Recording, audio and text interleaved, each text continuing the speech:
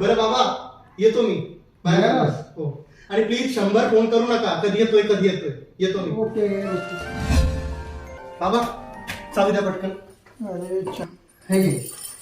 आणि पैशाचं काही बोललो होतो तुम्हाला. 500 रुपये.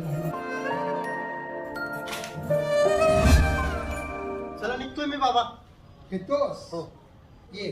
बाबा, केस विंचटतील. मला काहीच कळत नाही. आज तोच बाप काहीच कळत नाही असा होतोय.